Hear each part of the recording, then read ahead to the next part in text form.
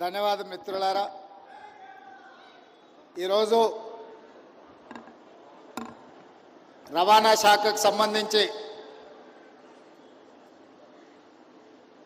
తెలంగాణ రాష్ట్ర ప్రభుత్వం ఏర్పడి ప్రజాపాలనను 4 కోట్ల తెలంగాణ ప్రజలకు అందుబాటులోకి తీసుకువచ్చి మొదటి సంవత్సరం పూర్తి చేసుకుంటున్న సందర్భంగా మిత్రుడు, తెలంగాణ ఉద్యమకారుడు, పార్లమెంట్లో తెలంగాణ బిల్లును ప్రవేశపెట్టినప్పుడు తన శాయశక్తుల బిల్లు ఆమోదం పొందడానికి గట్టిగా కొట్లాడి ఆనాడు జరిగిన దాడుల్లో గాయాల పాలైన తెలంగాణ బిల్లును ఆమోదింపజేసి 10 సంవత్సరాల తర్వాత ఏర్పడ్డ ప్రజాపాలనలో రవాణా శాఖ మంత్రివర్యులుగా బాధ్యతలు చేపట్టి సంవత్సరం పూర్తి చేసుకుంటున్న సందర్భంలో రవాణా శాఖకు సంబంధించిన సిబ్బందితో, అధికారులతో, ఆర్టీసీ కార్మికులతో ఈ ప్రజా పండుగను అద్భుతంగా ఏర్పాటు చేసిన పొన్నం ప్రభాకర్ గారికి,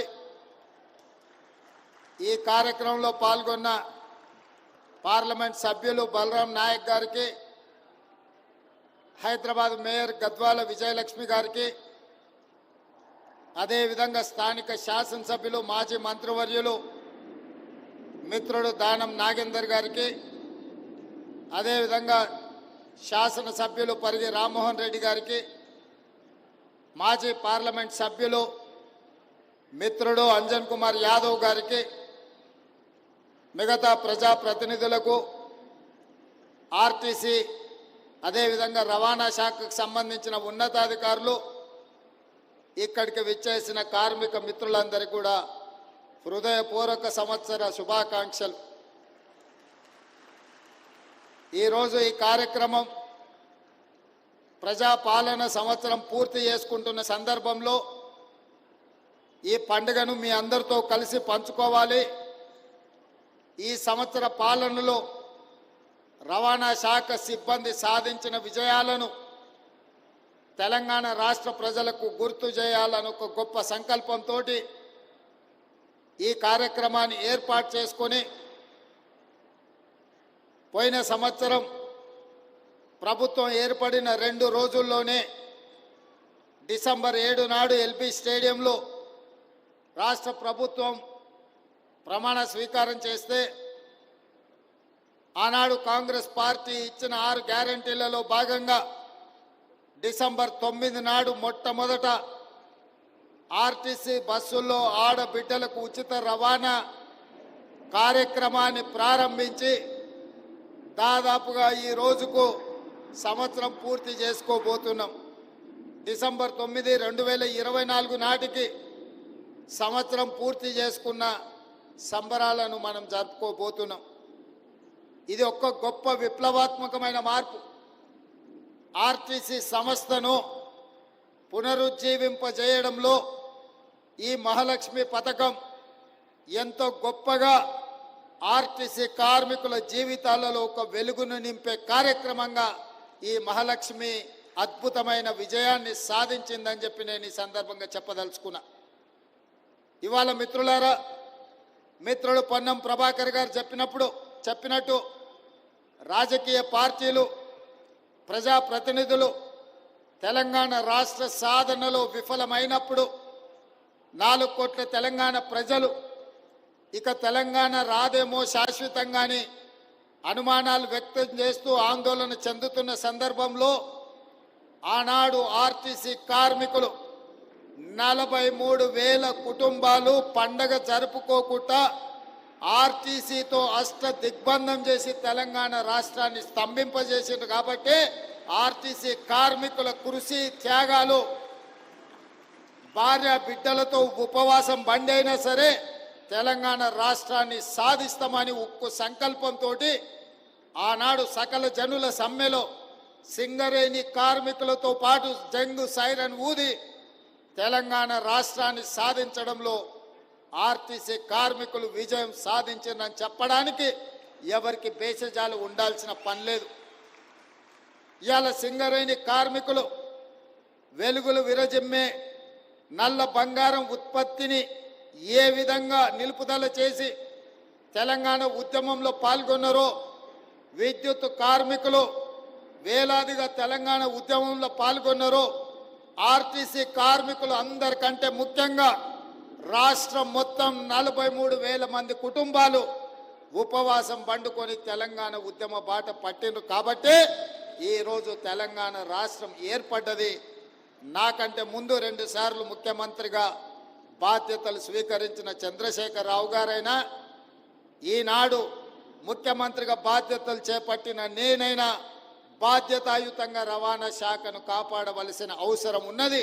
వాళ్ళ హక్కులను, వాళ్ళ ఆకాంక్షలను నిలబెట్టాల్సిన బాధ్యత మా మీద ఉన్నది.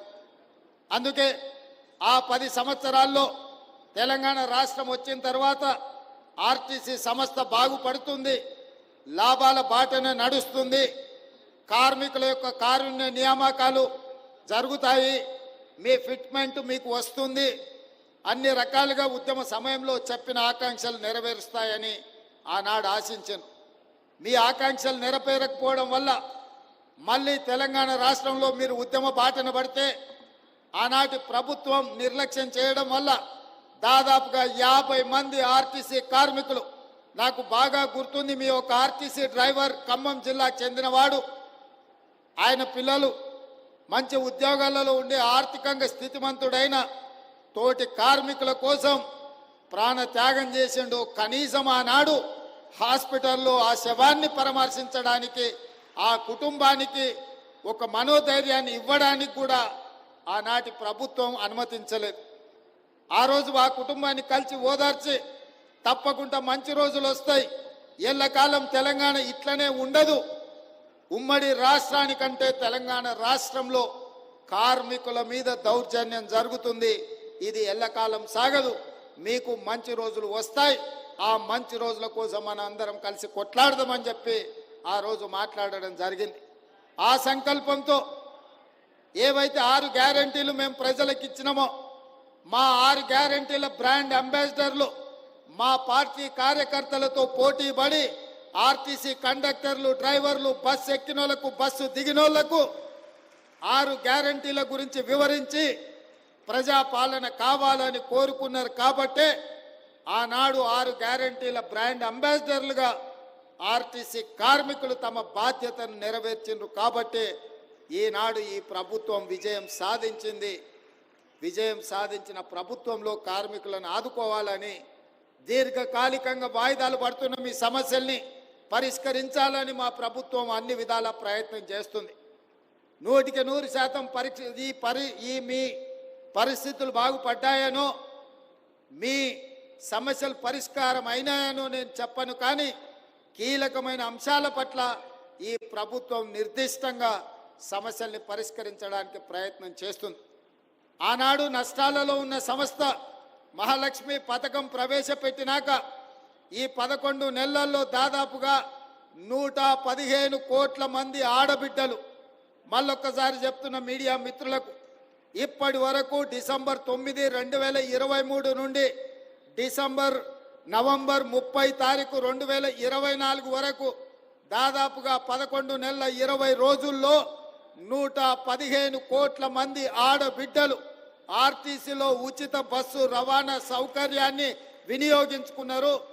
దానికి సంబంధించి దాదాపుగా 4,000 కోట్ల రూపాయలు ఈరోజు రోడ్డు రవాణా సంస్థకు రాష్ట్ర ప్రభుత్వం బదిలీ చేయడంతో నష్టాలలో ఉన్న ఆర్టీసీ సంస్థ ఈరోజు లాభాలలో నడుస్తుంది. ఒకనాడు 50-60% కూడా బస్సుల్లో ప్రయాణికులు ఎక్కేవాళ్ళు కాదు. ఈరోజు 100 నుంచి 110% బస్సుల్లో రవాణా ఉపయోగించుకుంటుండ్రంటే ఎంతో ఓపికతో మా డ్రైవర్లు, మా కండక్టర్లు ప్రజలతో మమేకమై ప్రజలకు ఇబ్బంది జరగకుండా పని భారాన్ని మోసుకుంటూ ఈరోజు మహాలక్ష్మి పథకాన్ని విజయవంతం చేసిండ్రు. ఇవాళ మహాలక్ష్మి పథకం మా ఆడబిడ్డలకు ఒకప్పుడు అమ్మగారింటికి వెళ్ళాలంటే ఇంటి ఆయన బస్సుకి రాయి ఇవ్వాలి, ఆలయం సందర్శించుకోవాలంటే ఇంటి ఆయన అనుమతి ఇవ్వాలి. ఇవాళ ఇంటి ఆయన రూపాయి ఇవ్వకపోయినా ఆయన అక్కడ పని మీద పోతే మా ఆడబిడ్డలు ఆర్టీసీ బస్ ఎక్కి అమ్మగారింటికి పోయి అమ్మని చూసి ఆ పక్కనే ఆలయంలో పోయి దర్శనం చేసుకొని మళ్ళీ ఇంటి ఆయన వచ్చే లోపల ఇంటికి వచ్చేటట్టు ఈరోజు ఈ మహాలక్ష్మి పథకం ఉపయోగపడుతుంది. మా అక్కలు నవ్వుతున్నారు, నిజమే చెప్తున్నాడు మా తమ్ముడని. నేను చూస్తుంటే కదా, మాట్లాడుతుంటే కదా అందరితోటి. ఒక్కొక్క మహిళకు ఈ వేదిక మీద నుంచి చెప్పదలుచుకున్న, ఉద్యోగం చేసే ఆడబిడ్డలకు, చదువుకోవడానికి వెళ్ళే ఆడబిడ్డలకు 5,000 నుంచి 7,000 రూపాయలు రోజుకు యావరేజ్గా 35 నుంచి 40 రూపాయలు ఆడబిడ్డలకు సేవింగ్ వస్తుంది. ప్రతి నెల ఒక్క ఆడబిడ్డ ఆర్టీసీ బస్సు కిరాయిల పైసలు 5 నుంచి 7,000 రూపాయలు మిగులుతున్నాయంటే ఈరోజు ఆడబిడ్డలు సంవత్సరం తిరిగే లోపల 1,00,000 రూపాయలు ఆదా చేసుకుంటారు. ఇవాళ ఇంటి ఆయన చేతిలో ఆ 1,00,000 ఉంటే ఆయన సాయంత్రం అయితే బెల్ట్ షాపులు ఇస్తాడు. కానీ మా ఆడబిడ్డల దగ్గర 1,00,000 ఉంటే వాళ్ళ బిడ్డల్ని బడికి పంపించి మంచి చదువులు చెప్పించి ఈ రాష్ట్ర ప్రయోజకులుగా బిడ్డల్ని తీర్చిదిద్దుతున్నారు.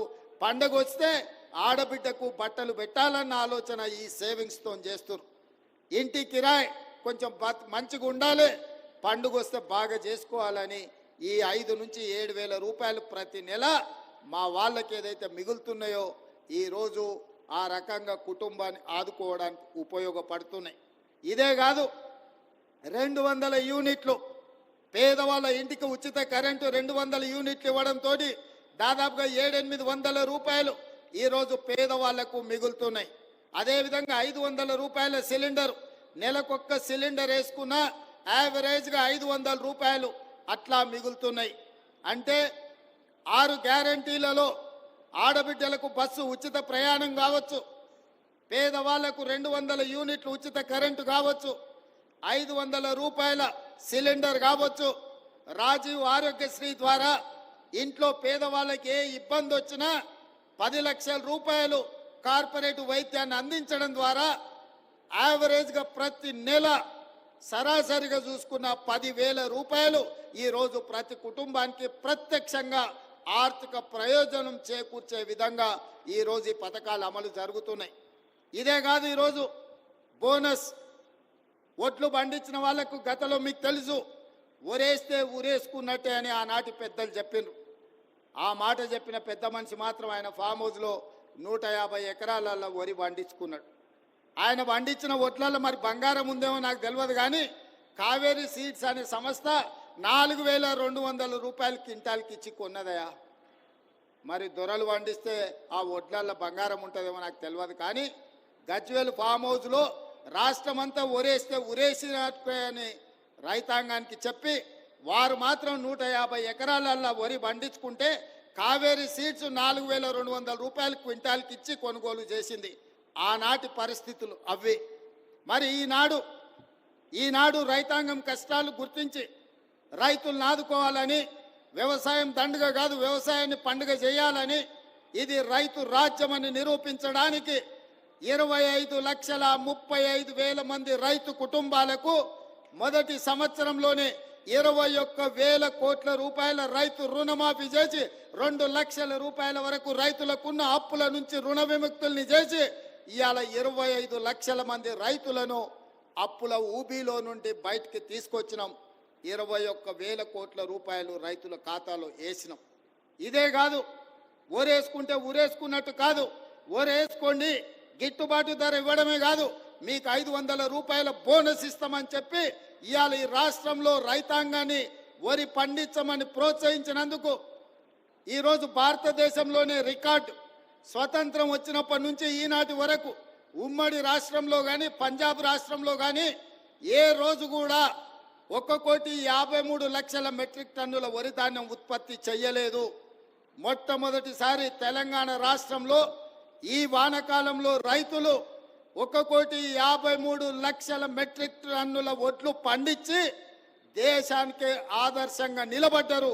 చివరి గింజ వరకు రైతులు పండించిన పంటను, సన్న వడ్లను మొత్తం 500 రూపాయల బోనస్ ఇచ్చి ఇవాళ మన ప్రభుత్వం కొనుగోలు చేయడం ద్వారా రైతులకు అండగా నిలబడతామని ఒక భరోసా ఇచ్చినాం. భవిష్యత్తులో కూడా తెలంగాణ రైతాంగాన్ని నేను విజ్ఞప్తి చేస్తున్నా, దొడ్డు ఓట్లు పండించకండి. దొడ్డు బియ్యం తినే పరిస్థితులు లేవు. రేషన్ షాపుల్లో దొడ్డు బియ్యం ఇస్తే మళ్ళీ రేషన్ షాపులో బ్లాక్ మార్కెట్లు అమ్ముకుంటుండే, ఎవరు తింటలేరు. హాస్టళ్లలో పిల్లలకు పెడితే ఆహార కల్తీ అయిందని ఆరోపణలు వస్తున్నాయి.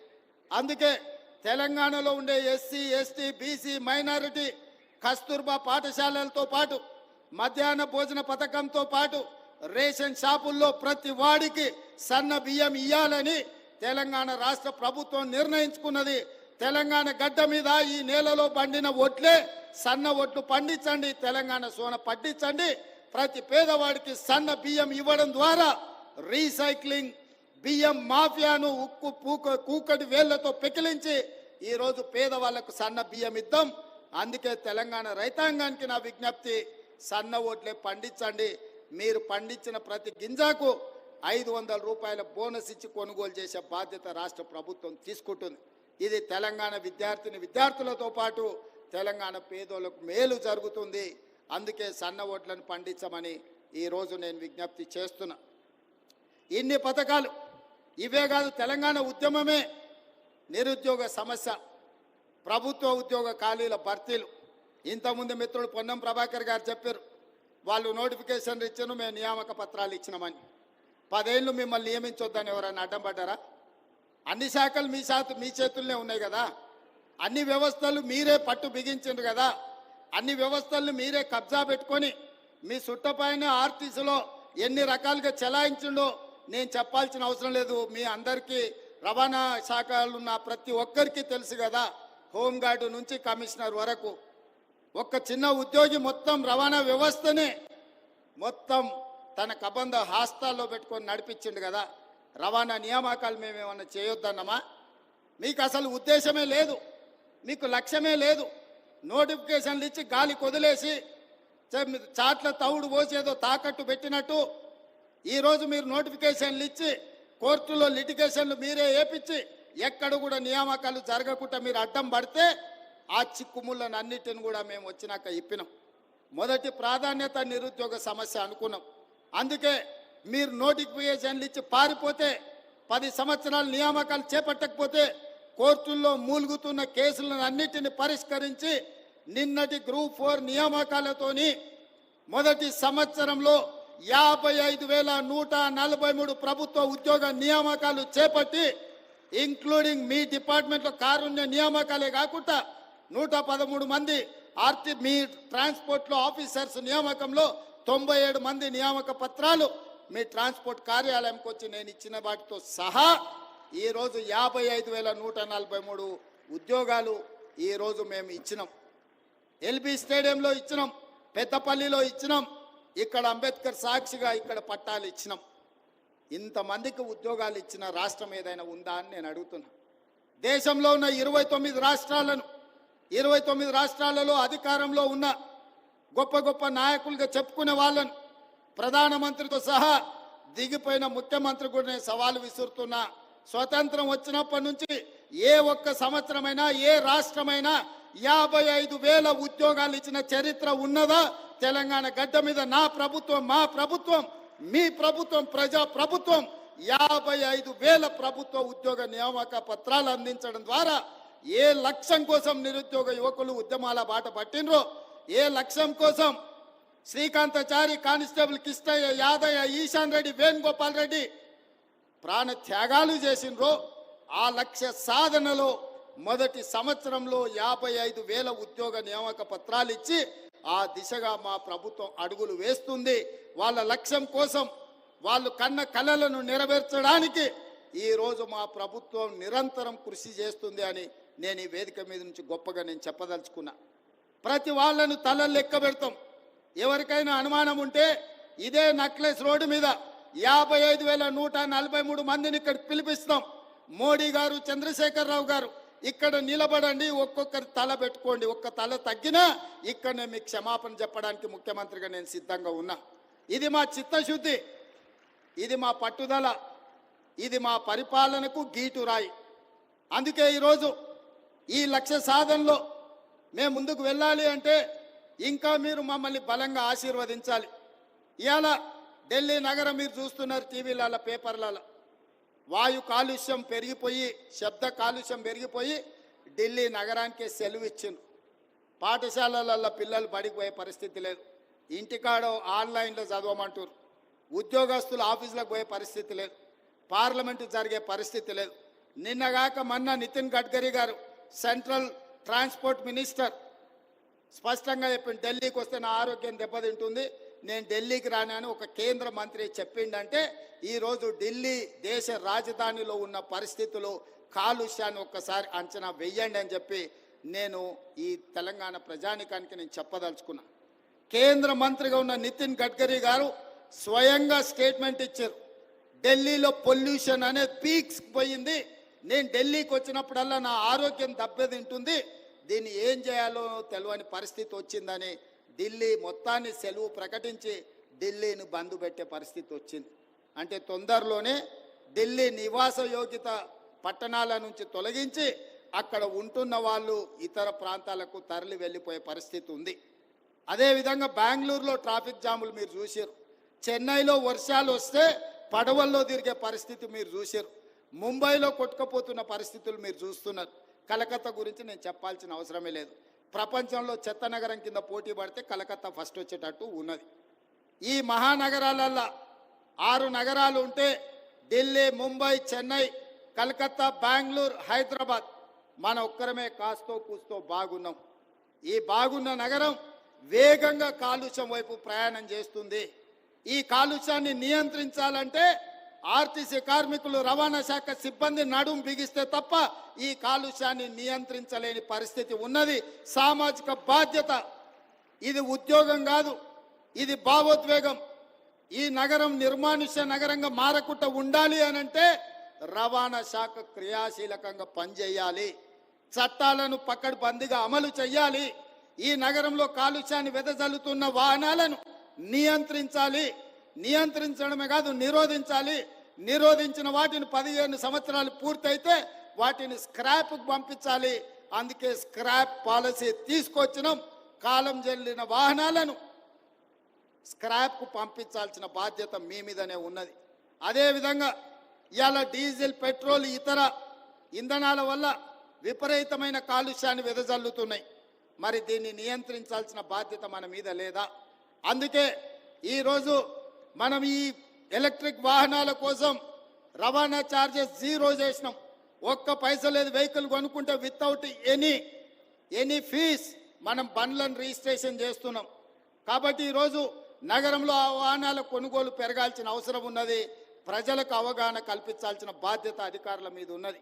ఇదే కాదు, ఈరోజు గ్రేటర్ హైదరాబాదే కాదు, ఔటర్ రింగ్ రోడ్డు నుంచి మొత్తం ఔటర్ రింగ్ రోడ్ ఇన్సైడ్ ఉన్న నగరం హైదరాబాద్ కావచ్చు, సికింద్రాబాద్ కావచ్చు, మల్కాజ్గిరి కావచ్చు, చేవెళ్ళ పార్లమెంట్ కావచ్చు, కొంత Medak parliament outer ring road లోపల ఇది మొత్తం ఒక మహానగరం. ఈ ఔటర్ రింగ్ రోడ్ ఇన్సైడ్ ఉన్న core urban Hyderabad, core urban రీజియన్లో ఈరోజు ఆర్టీసీ బస్సులు 3000 ఉన్నాయి. ఈ 3000 బస్సులు దాదాపుగా 90% డీజిల్ మీద నడుస్తున్నాయి. ఈ 3000 బస్సులు డీజిల్తో ఇట్లనే నడుస్తే కాలుష్యాన్ని నియంత్రించలేము. అందుకే రాబోయే 2 సంవత్సరాలలో అన్ని ఆర్టీసీ బస్సులను ఔటర్ రింగ్ రోడ్ అవతలికి పంపించి 3000 ఎలక్ట్రిక్ బస్సులు కొని ఈ హైదరాబాదు నగరాన్ని కాలుష్య రహిత నగరంగా చేయడానికి రాష్ట్ర ప్రభుత్వం అన్ని విధాలుగా ప్రయత్నం చేస్తుంది. కేంద్ర ప్రభుత్వ సహకారం తీసుకుంటుంది. తొందరలోనే 2 సంవత్సరాలు పూర్తి చేసే లోపల 3000 ఎలక్ట్రిక్ బస్సులను కొని హైదరాబాదు నగరంలో ఔటర్ రింగ్ రోడ్డు లోపల డీజిల్తో నడుస్తున్న అన్ని బస్సులను ఇతర ప్రాంతాలకు తరలించి ఈ నగరాన్ని రక్షించడానికి పూర్తిగా ప్రయత్నం చేస్తాము. ఆ దిశగా నేను మీకు హామీ ఇస్తున్నా. అదేవిధంగా రెండవ భాగం కార్లు, ఊబర్ కానీ ఇతర ట్రాన్స్పోర్ట్లో నడిచేవి. ఆ తర్వాత ఆటోలోళ్ళు పాపం గిట్టుబాటు ధర లేక డీజిల్ బదులు కిరోసిన్ పోసి నడుపుతున్నారు. పట్టుకుంటే ఒక బాధ, పట్టుకోకపోతే ఇంకో బాధ, ఫైన్ వేస్తే ఓ బాధ, ఫైన్ వేయకపోతే ఇంకొక బాధ. వేస్తేనేమో సంఘాలు వస్తే, వేయకపోతేనో అధికారులు మిమ్మల్ని తిడతారు. రవాణా శాఖకే ఉంది, పట్టుకోకపోతే ఎలుక కోపం, ఇడిచిపెడితే పిల్లి కోపం అన్నట్టు 2 దిక్కుల మీకే ఇబ్బంది ఉంది. అందుకే ఇవాళ నేను మా రవాణా శాఖ మంత్రి గారికి సూచన చేస్తున్నా, ఈ డీజిల్ ఆటోలు అన్నిటిని కూడా ఔటర్ రింగ్ రోడ్ అవతలికి పంపించండి.